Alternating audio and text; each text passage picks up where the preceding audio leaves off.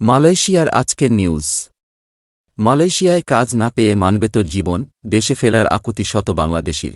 বিস্তারিত জানতে ভিডিওটির শেষ পর্যন্ত দেখুন। আমরা মেহেরপুরের ১০০ জন কাজের জন্য মালয়েশিয়ায় ৪ মাস অবস্থান করছি। আমাদের অবস্থা খুব করুণ। প্রধানমন্ত্রী আমাদের দেশে পাঠানোর ব্যবস্থা করেন দয়া করে। তা না হলে আত্মহত্যা ছাড়া উপায় থাকবে না আমাদের। দালালের মাধ্যমে মালয়েশিয়ায় গিয়ে কাজ না পেয়ে পরিবারের কাছে পাঠানো এক ভিডিও বার্তায় এ আবেদন জানিয়েছেন মেহেরপুর গাংনী উপজেলার কাজীপুর ইউনিয়নের নিমশরণপুর পাড়ার বাসিন্দা রশিদুল ইসলাম। ৪ মিনিট ১-৪ সেকেন্ডের ভিডিও বার্তায় মেহেরপুরের আরও ১০০ জনের কথা বলা হয়। ভিডিও বার্তাটি গাংনী উপজেলা নির্বাহী কর্মকর্তা ইউএনও প্রীতম সাহার কাছে পাঠানো হয়েছে বলে আটক প্রবাসীদের স্বজনরা জানিয়েছেন। সরেজমিন উপজেলার কাজীপুর ইউনিয়নের ৩টি গ্রামের কয়েকটি পরিবারের সঙ্গে কথা হয়। কাজীপুর খন্দকার পাড়ার বাসিন্দা জাবেদ মিয়ার ছেলে রুবেল হোসেন জীবিকার সন্ধানে গত বছরের নভেম্বরে দালালের মাধ্যমে পাড়ি জমান মালয়েশিয়া। তবে তার ভাগ্য বদল হয়নি। প্রতারিত হয়েছেন তিনিও। রুবেল হোসেনের স্ত্রী রাহেলা খাতুন বলেন, ভিটেমাটি বিক্রি করা ছাড়াও বিভিন্ন জনের কাছ থেকে ঋণ নিয়ে বিদেশ গেছে রুবেল। গেল ৩ মাসে সে কোনো কাজ পায়নি। একটি টাকাও দেশে পাঠাতে পারেনি। খাবার খরচের জন্য প্রতি মাসেই টাকা পাঠাতে হয় তার কাছে। একদিকে সংসারের কষ্ট, অন্যদিকে দেনাদারদের চাপ। সব মিলিয়ে আমি দিশেহারা হয়ে পড়েছি। রুবেল মিয়ার মা আলিয়া খাতুন বলেন, আমার ছেলে মোবাইলে দেখলাম শুধু কাঁদছে। টাকা পয়সা যা খরচ হয়েছে হোক। এখন আমার ছেলেকে বাড়তি আনার ব্যবস্থা কইরি দিক সরকার। আমার ছেলে কষ্টে আছে, আমি কি কইরি ভাত খাই। ভুক্তভোগী তরিকুলের স্ত্রী শাম্মী আক্তার জানান, জমি বিক্রির ১.৫ লাখ আর সমিতি থেকে ৪ লাখ সহ মোট ৫.৫ লাখ টাকা দিয়েছেন মজিদ মাস্টারের হাতে। এখন সমিতি থেকে কিস্তির জন্য চাপ দিচ্ছে। আরেক ভুক্তভোগী রুবেল মিয়া। তার স্ত্রী শিল্পী খাতুন বলেন, আমার স্বামী রুবেল বিদেশে যাওয়ার পর থেকেই কষ্টে আছে। ৩ বেলা খাইতে পারে না।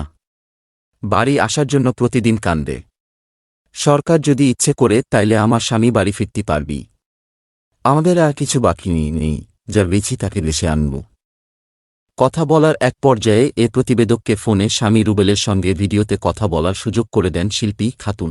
ভিডিও কলে রুবেল মিয়া বলেন, মালয়েশিয়ায় তারাজ শহরের একটি বাড়িতে ১০০ জনকে এক কক্ষে রাখা হয়েছে। একটি বাথরুম ও একটি রান্নাঘর। ৩ দিনের মধ্যে একদিন কোম্পানির পক্ষ থেকে খাবার দেওয়া হয়।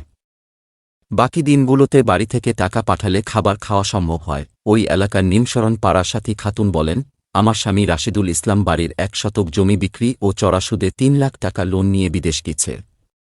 সেখানে আমার স্বামী খুব কষ্টে আছে। কোনো কাজ কাম পায়নি। এখন বাড়িতে ফিরবি কি কইরি তারও ঠিক নেই। কথা হয় দালাল মুসা এন্টারপ্রাইজের স্বত্বাধিকারী আব্দুল আওয়ালের সঙ্গে।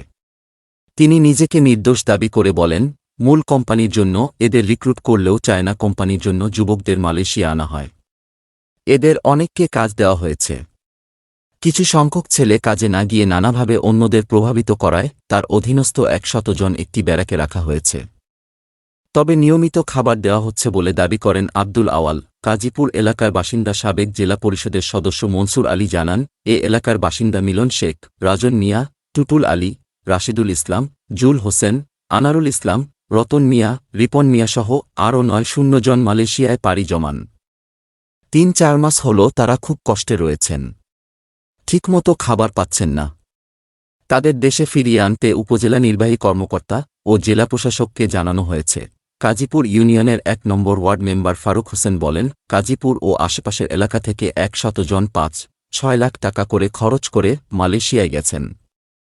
তাদের মুসা এন্টারপ্রাইজ নামের একটি ঢাকার ট্রাভেল এজেন্সি মালয়েশিয়া যাওয়ার ব্যবস্থা করে দেয়। ওই ১০০ জন কোনো কাজই পাননি। তারা বাড়িতে ফেরত আসতে চাচ্ছেন। এ বিষয়ে গাংনী উপজেলা নির্বাহী কর্মকর্তা প্রীতম সাহা বলেন, মালয়েশিয়ায় আটকে পড়া নাগরিকদের দেশে ফেরত আনতে জেলা আইনশৃঙ্খলা সভায় আলোচনা হয়েছে। পররাষ্ট্র দপ্তরে বিষয়টি অবহিত করার প্রক্রিয়া চলছে।